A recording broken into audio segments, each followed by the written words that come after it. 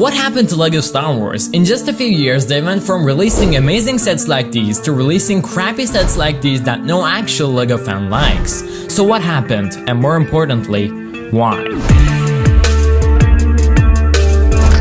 Is LEGO Star Wars actually getting worse? In just a few years, they went from releasing amazing sets like these were genuinely amazing and I loved them, but they went to releasing crappy sets like these. For the "is LEGO Star Wars actually getting worse" question, my answer would be yes.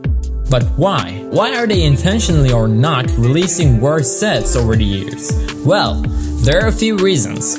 First of all, LEGO seems to care more about the money than its fans, which is the opposite of what they should be doing. The fans are the most important group of people for a company. Why? Here is why. The fans are the people who buy all the sets when a new line gets released. They are the ones who buy entire boxes of minifigures, paying hundreds of dollars just to get all the minifigures on a series. They are the ones who are passionate of your product. They are the ones who love LEGO so much that they create YouTube channels, Instagram accounts, blog sites, discussion forums, and so much more to talk about your product, LEGOs, advertising your products without you having to do anything. They should be listening to their fans. Now you can argue that they do because they released the 501st Legion Clone Troopers set or the 501st Battle Pack, but it took them 2.5 years and at the end it was not what we wanted. We wanted a $15 battle pack with 4 501st Clone Troopers, but what they ended up releasing is a $30 set with 2 oversized builds and 2 battle droids that honestly we didn't ask for. I really like it, don't get me wrong, I have one right here, but you can't deny the fact that this was not the set we asked for. Secondly, bad choices. For 2021, by bad I mean terrible. It weirdly seems like LEGO doesn't want to make sales. By releasing remakes of the same sets that released not even a year ago, they effectively eliminate the potential of the sets being purchased by the people who already own the newly released and mostly better remakes of the same set.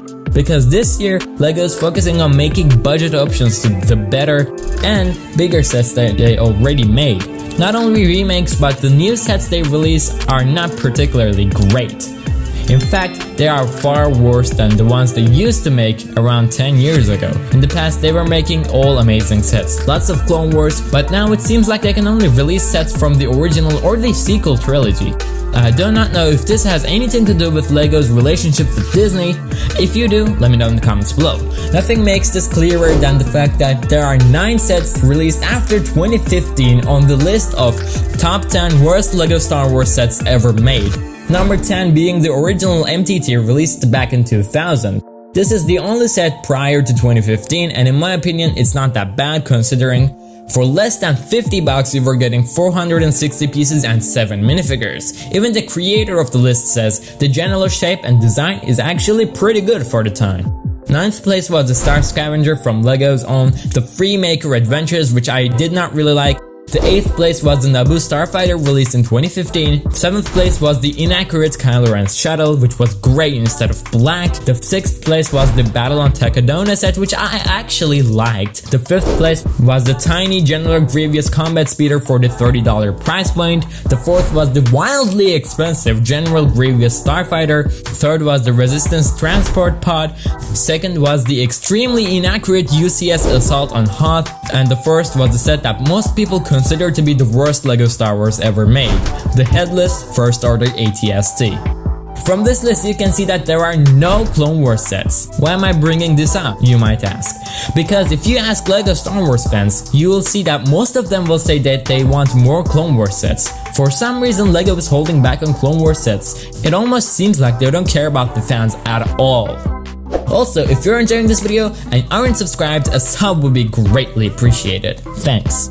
In 2010, they released the Clone Walker Battle Pack, the set which most people consider to be the best battle pack ever. But in just a few years, they went to releasing crappy battle packs, then in 2021 not releasing at all. The reason I guess is probably because you were able to get 4 amazing minifigures for just $10. But in the future, assuming that the 501st Clone Trooper set will retire, you need to get 4 separate sets or 4 of the same set to have 4 Clone Troopers.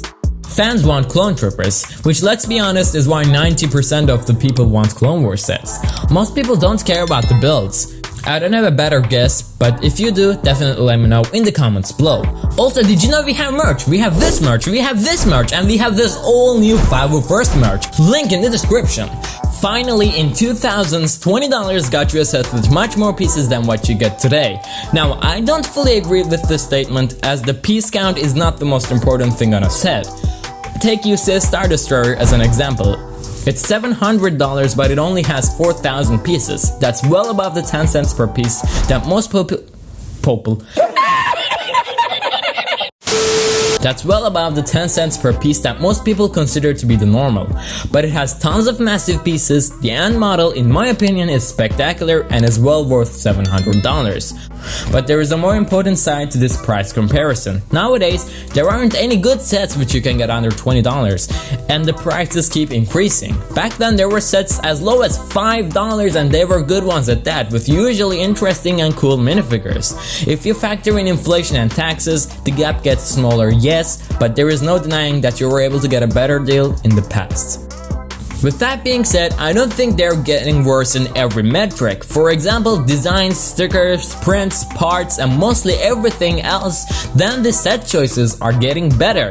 It's just that they're not what we want as the LEGO community. I should also add that the things I said only applies to LEGO Star Wars. That's pretty much it. Please subscribe if you haven't already. I spent an 8 trying to make this video. Let me know your thoughts about all of this in the comments below. Thank you so much for watching, especially if you made it this far. I'll catch you in the next video. Peace out.